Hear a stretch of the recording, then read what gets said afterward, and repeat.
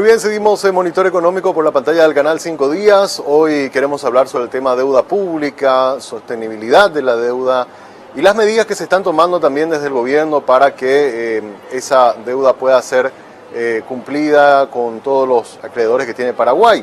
Por eso está con nosotros el viceministro de Economía, el señor Iván Haas, a quien saludamos. ¿Cómo te va, viceministro? Muy buenos días. Samuel, para vos, para todas las personas que nos están mirando, un gusto estar en tu programa nuevamente. Bueno, viceministro, queríamos charlar contigo para ir haciendo algo que ya habíamos conversado, recuerdo hace unos meses cuando estuvimos hablando acá en el programa, y ir mirando ya los números del 2021, de qué manera se está comportando el cumplimiento del pago de la deuda. Hemos visto que por motivo de la pandemia hubo un aumento importante en el último año. Y llegamos a un valor cercano más o menos al 34% del Producto Interno Bruto. ¿Son estos los números que ustedes estaban esperando para este año? ¿Y cómo se está trabajando en sostener un poco de manera ya estable a partir de ahora la deuda pública, viceministro? De abril cerramos al 34.1% el nivel de deuda, ¿verdad? Pero Samuel, si me permitís poner un poquitito en contexto el tema de la pandemia y la deuda, así como para que la gente también pueda digerir un poco mejor esto, ¿verdad? Cuando a mí me preguntan la deuda en torno a lo que fue también la pandemia, yo siempre digo, aquí hay un antes y un después en las finanzas públicas de todos los países, ¿verdad? Nadie nos esperábamos la pandemia, entonces es ahí donde, como dije, se marca un antes y un después. En nuestro caso particular, en Paraguay, la deuda aumentó al 11% el año pasado. Este año está previsto que también aumente, pero no más en ese nivel, ¿verdad? ¿Por qué aumentó en este nivel cuando el promedio venía siendo del 2 o el 3% anual? Es la gran pregunta, ¿verdad? Primero que nada, ninguno de nuestros países, cuando elaboramos el presupuesto que correspondía para el año 2020, lo hicimos en el segundo semestre del año 2019, meses más, meses menos, de acuerdo a cada país. Nadie incorporó ahí la pandemia, ni siquiera sabíamos lo que se venía, ¿verdad? Entonces, bueno, afrontamos el año 2020 con la pandemia. ¿Qué pasa? Todos los países, con semanas de diferencia, nos vamos a una cuarentena estricta.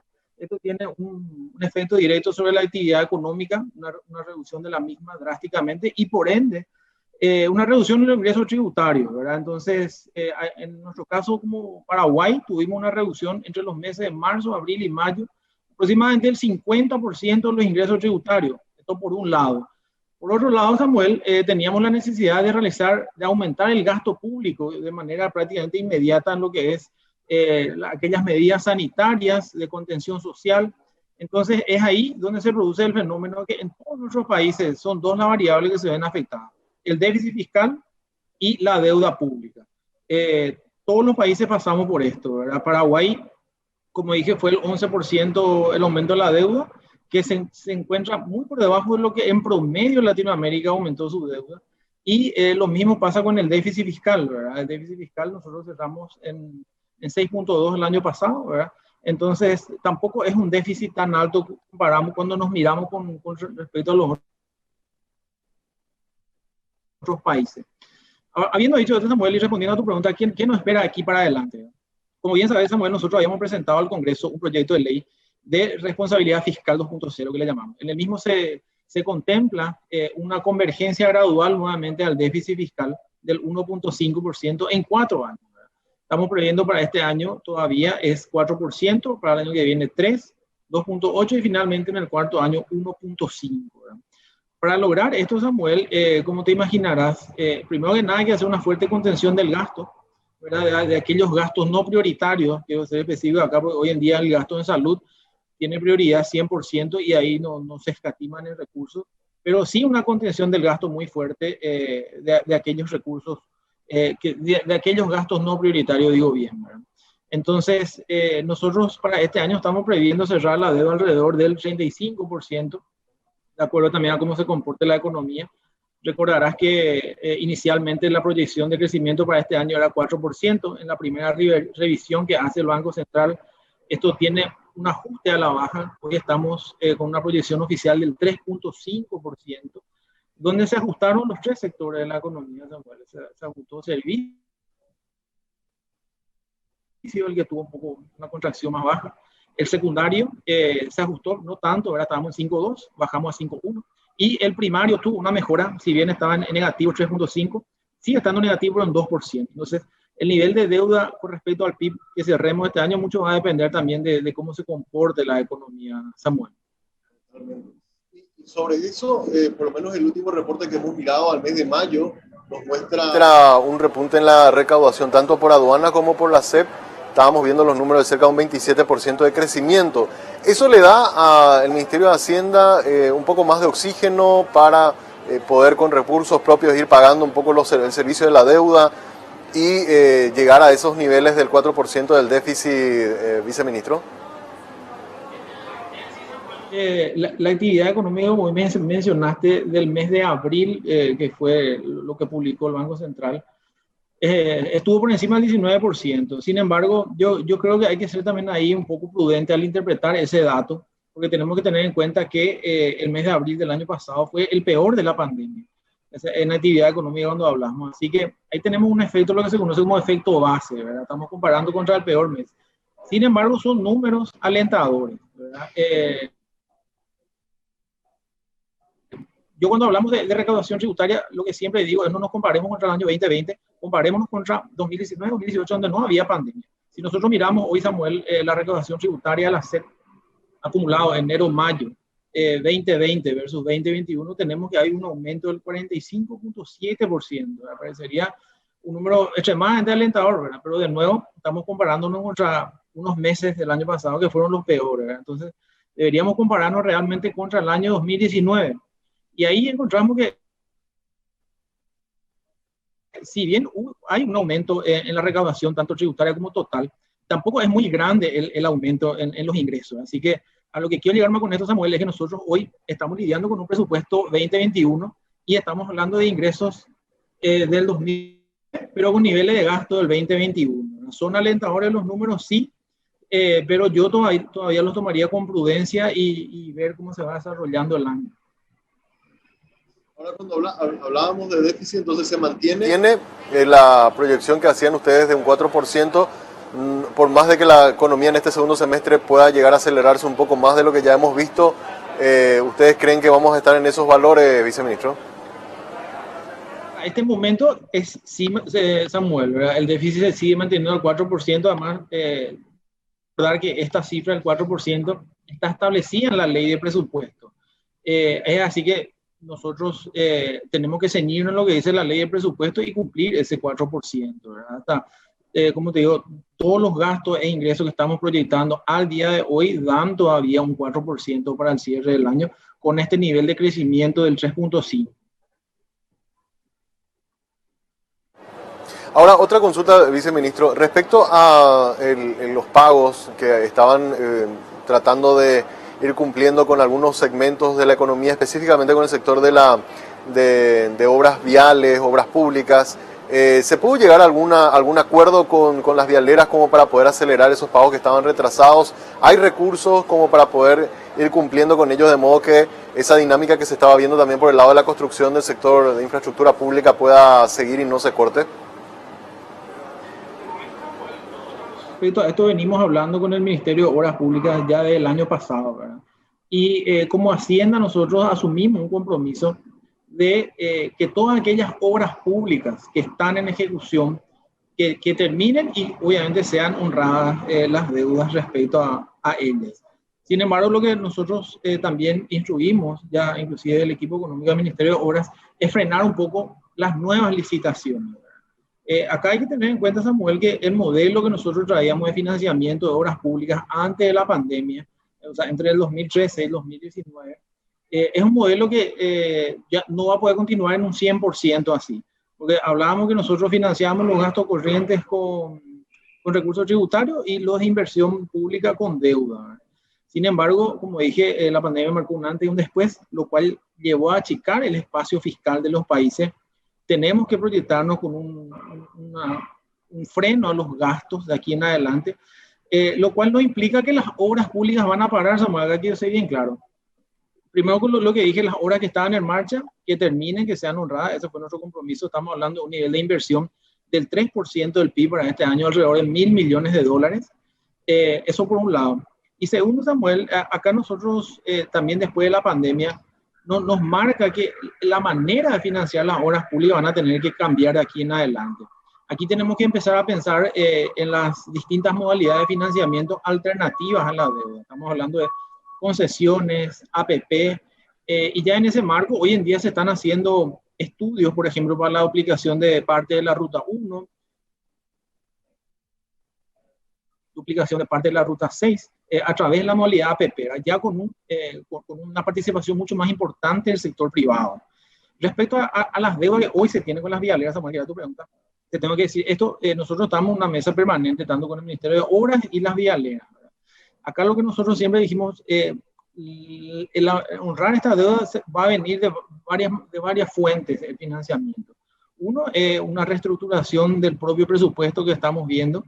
También hablamos con las vialeras de tal manera que ellas puedan incursionar en la modalidad en que hoy en día está incursionando, ya vino incursionando el Ministerio de Salud, por ejemplo, es dar participación a la banca privada, donde se pueden comprar y vender las facturas que hoy en día ya están emitidas, y también, digámosles, mirar el propio presupuesto del Ministerio de Obras Públicas.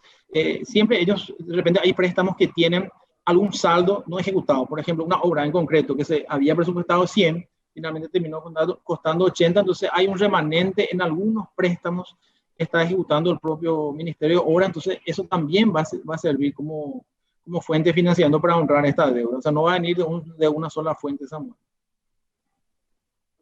Hablado hace poco con Carlos Florentín, antes de que renuncie al cargo y tengamos un nuevo presidente en el BNF, de que el BNF iba a ser uno de los canales por el cual se iba a poder inyectar un poco de liquidez para cumplir con esos compromisos con las vialeras. ¿Se pudo avanzar con esa idea de esos créditos a través del Banco Nacional de Fomento, viceministro?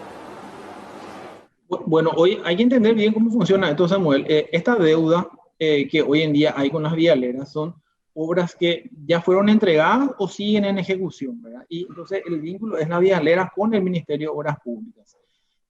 La participación propiamente del Banco de Fomento, yo no veo en esa relación, porque es el Ministerio de Obras el que tiene que honrar esta deuda. Lo que sí pueden hacer las vialeras, como yo mencioné hace un momento, es, por ejemplo, si quieren ya efectivizar alguna deuda que ya tienen una factura emitida, ellos pueden recurrir al sector financiero, descontar esta factura y cobrar al contado, que son lo que hacen ciertos proveedores de medicamentos hoy con el Ministerio de Salud, eso es lo que mencioné, que se conoce como factoring o cesión de deuda también, ¿verdad? En última instancia, el Estado que va a terminar pagando esta deuda, hay que ser bien claro, ¿verdad? Pero aquellas empresas, ¿verdad?, que ya requieren hacer efectivo esa deuda, también tienen esta opción hoy. Totalmente. Mencionaste un tema que me parece sumamente interesante y que nosotros estamos poniendo hoy como tema de sondeo para esta entrevista a viceministro. Estamos preguntando a la gente a través de las redes sociales. La deuda pública ya alcanzó el 34% del PIB y algunos analistas consideran que se deben tomar medidas alternativas de financiamiento. ¿Cuál sería la mejor opción? Le estamos preguntando a los televidentes, y un 60% nos habla de la alianza público-privada, un 21% de las concesiones, bonos locales nos dice un 9% y 8% el modelo llave en mano. Hay una, por lo menos en la audiencia, y no sé cómo lo sienten ustedes, viceministro, hay una mayor aceptación hacia la figura de ir potenciando las APP y las concesiones para que tenga menos presión también Hacienda a la hora de cumplir con los compromisos de deuda. ¿Están analizando ustedes más modelos de eso, más proyectos que puedan ser financiados con estas dos figuras, viceministro? Es así, Samuel, como te dije, el modelo anterior yo creo que no va a poder continuar en un 100% como venía haciéndolo antes de la pandemia. Acá, para llevar los números muy simples, Samuel, vos recordarás que todos los años íbamos nosotros al mercado a emitir nuestros bonos internacionales en los primeros 3 meses del año, entre enero y marzo. Y solíamos emitir entre 500 a 600 millones de dólares en promedio. Llega la pandemia, nosotros tuvimos que endeudarnos adicionalmente 1.990 millones de dólares, adicional al financiamiento tradicional. Entonces, eso es como que adelantó nuestro espacio de endeudamiento, por lo menos lo que teníamos previsto para los 4 años lo tuvimos que hacer todo en un año, ¿verdad? Entonces, es por eso que esta modalidad tradicional yo creo que no va a poder continuar, por lo menos por los próximos 4 o 5 años, hasta que nosotros volvamos a la senda de un déficit del 1.5%. Respecto a estas modalidades que vos acabas de mencionar, Samuel, es así mismo. APP y concesiones son dos alternativas. Pero también aquí hay que tener en cuenta, Samuel, que estas alternativas de inversión tienen una particularidad. Es aquí donde el sector privado pone dinero, ¿verdad? Entonces, para que el sector privado ponga dinero, el proyecto tiene que ser rentable. Por ejemplo, si estamos hablando de una duplicación de una ruta, un mejoramiento, el nivel de tráfico de esa ruta en particular tiene que ser tal que con el cobro del peaje se pueda hacer un recupero de la inversión. ¿Qué es lo que pasó en Tapeponá, por ejemplo? Recordemos que Tapeponá fue duplicado. Ahí el gobierno no puso un solo centavo, fue todo inversión privada y ellos están recuperando esa inversión a través del cobro de peaje y la concesión por 30 años que se le otorgó. Entonces, ese tipo de características tienen que reunir los proyectos, Samuel, para que vayan por estas modalidades de inversión.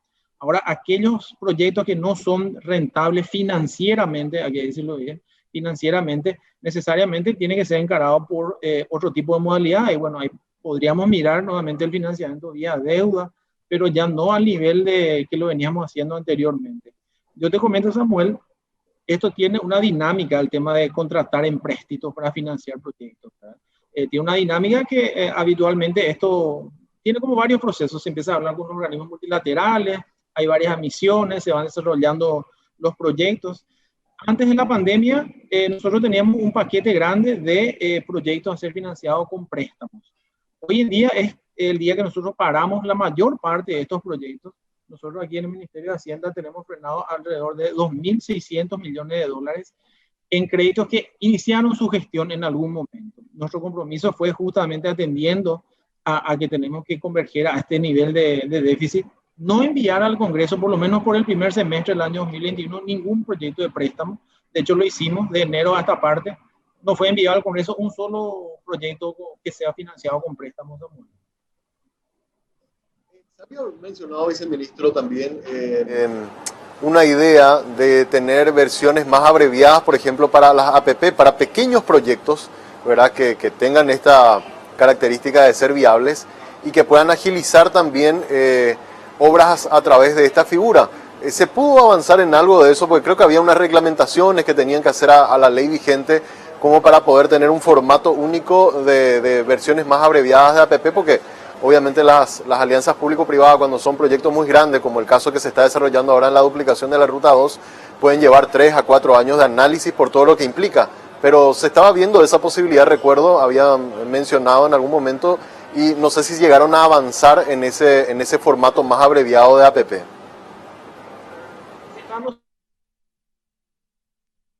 Samuel, ¿verdad? Como dije, es una modalidad que requiere unas características especiales que tienen que ser atractivos para el sector privado. De hecho, cuando a mí me toca hablar con estos bancos financiadores, ya sea la banca multilateral, BID, Banco Mundial, CAF, o también la banca privada, ¿verdad? Estamos hablando de estos grandes bancos, JP Morgan, Goldman Sachs, les digo yo, nosotros tenemos que cambiar la visión de lo que veníamos haciendo. Busquemos proyectos financieramente viables para el sector privado y de ahí en más busquemos el financiamiento, ¿verdad? Hoy están digámosle, en hoja de ruta, esos dos que te mencioné, la duplicación de parte de la ruta 1 y parte de la ruta 6, y también lo que se conoce como hidrovía, ¿verdad? Entonces, estos son proyectos, digámosle, con características preliminarmente muy rentables para el sector privado. Imagínate, Samuel, que cuando baja el río Paraguay, por ejemplo, cantidad de barcazas quedan varadas porque no pueden salir con el producto. Si un proyecto encarado por el sector privado pudiera viabilizar la transitabilidad, o sea, que el río sea transitable durante 365 días al año, eso necesariamente va a ser remunerado por estas empresas fleteras, ¿verdad? Entonces, es un proyecto financieramente viable. Esos son los 3 proyectos que hoy, Samuel, están en carpeta. Totalmente.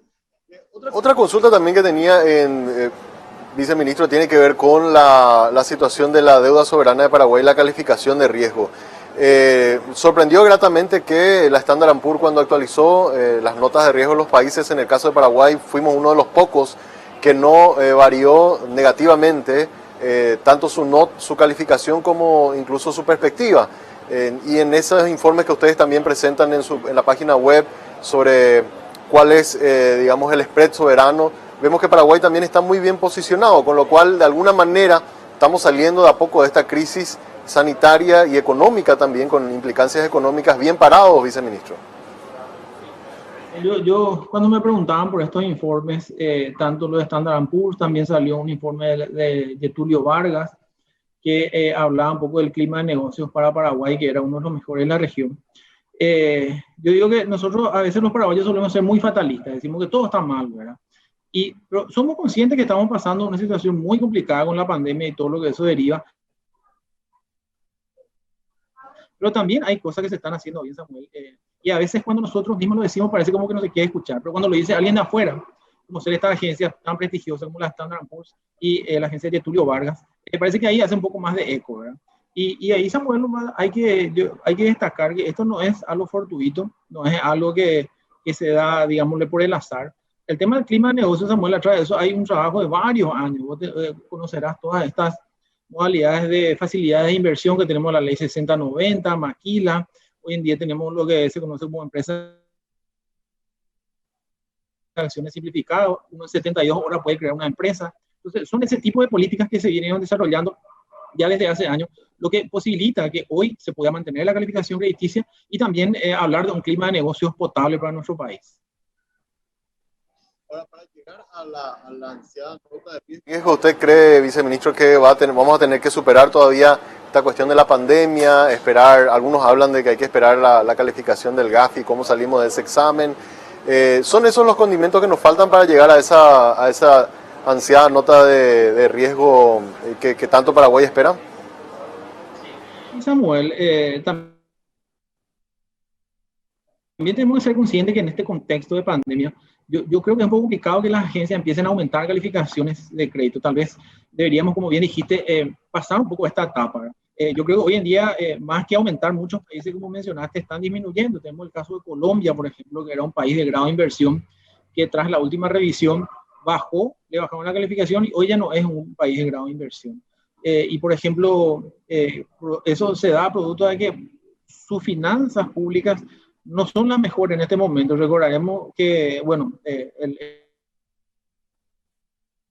ministro de Hacienda de Colombia presentó una reforma tributaria que generó toda una revuelta social incluso, ¿verdad? Y cuando hablamos del déficit fiscal, Colombia es el único país que presentó un presupuesto con un déficit mayor al del año pasado, mayor al de 2020. Entonces, todas esas cosas estas agencias toman en cuenta a la hora de calificar. Y yo creo que más que esperar un aumento en este contexto, yo creo que mantener es un logro y pensar, una vez que salgamos el día después de esta situación, si ya al llegar al ansiado grado de inversión. Claro, claro. No, porque ahí Paraguay demostrará que de hecho lo está haciendo, viceministro, de que a pesar de vivir una situación de crisis tan potente, nosotros salimos bastante bien parados, ¿verdad? Tuvimos apenas una mínima caída en el año 2020, ahora ya hay un efecto rebote interesante, ¿verdad? Y hemos cumplido con todos nuestros compromisos. A esto quería, por último, consultarte, viceministro, cómo están mirando ustedes también la cuestión de la evolución en materia sanitaria, ¿verdad? Nos acaban de llegar 150.000 dosis y ayer, este fin de semana, vimos una avalancha de gente queriendo vacunarse. El último dato que veíamos también, incluso de la gente mayor de 18 años, más de 800.000 jóvenes entre 18 a 50 años se inscribieron en las últimas 12, 13 horas, con lo cual que muestra que Paraguay, una vez que pueda, y si Dios permite, en los próximos días acceder a volúmenes grandes de vacuna, nosotros rápidamente, al ser una población pequeña, ya vamos a estar inmunizando a porcentajes más interesantes de nuestra población, con lo cual tenemos, por lo menos hacia fin de año, ya un mejor panorama desde el punto de vista sanitario, y eso va a tener una repercusión económica. Parte de lo que me dijiste, primero lo del año pasado, que la caída fue del 0,6. Recordemos que en la medida en que fue pasando el tiempo, en diciembre de 2019 la proyección de crecimiento para el 2020 era de 4.1. La primera revisión que hace el Banco Central en abril de 2020, esto ya cae a 2.5 negativo, en julio 3.5 negativo, y de ahí viene ya recuperándose. En octubre ya 1.5 negativo, diciembre 1, y finalmente cerramos el año en 0.6 negativo, que es la menor caída en toda la región. Estamos hablando de caída, por ejemplo, en Uruguay de 4.1, Uruguay 5.7, pero yo siempre digo, lejos de considerar esto como una victoria o como un discurso triunfalista, lo que nos dice es que las medidas que se aplicaron el año pasado fueron efectivas. Permitieron que la economía no caiga en una cuantía mucho mayor. Y respecto a la segunda parte de tu pregunta, Samuel, yo creo que las vacunas, como todos sabemos, es esencial, ¿verdad? Y en economía juega un papel muy importante en lo que se conoce como las expectativas, ¿verdad? Hoy en día la gente ve, ¿verdad?, que están llegando mucho más vacunas, ya los vacunatorios están llenos, ya se habilitan la inscripción para mayores de 18 años. Entonces, esto juega un papel muy importante en la economía, Samuel. Estamos hablando que solamente el día de ayer hubieron casi 26.000 vacunados en un solo día. A este ritmo, todos los paraguayos deberíamos poder estar vacunados en menos de un año, ¿verdad? Entonces, las expectativas yo creo que son positivas y ojalá pueda continuar este ritmo de vacunación, ¿verdad? Acá, a mí donde me toca hablar, siempre digo que lleguen más vacunas. Nosotros ya hemos pagado varios de los mecanismos, varios de los contratos que hemos firmado con las proveedoras. Simplemente hoy ya queda seguir haciendo lobby, golpeando todas las puertas posibles para que nos envíen más cantidad de vacunas. Una cosa para cerrar más, viceministro, que yo también siempre digo cuando mencionan sobre este tema. Paraguay estaba en una situación un poco similar a lo que le había ocurrido con Uruguay. Uruguay estaba en los últimos lugares en vacunación, recibe un lote de más o menos casi 3 millones de vacunas en un periodo de un mes y rápidamente inmuniza a su población, que es una población pequeña, y pasa al frente entre los primeros países a nivel mundial.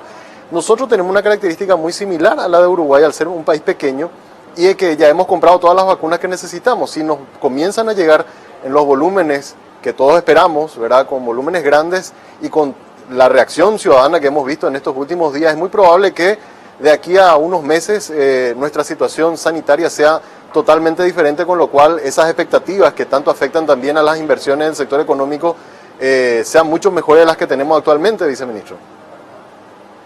Bueno, ojalá podamos seguir el mismo camino que Uruguay, ¿verdad? Como bien dije, nosotros varios de estos mecanismos que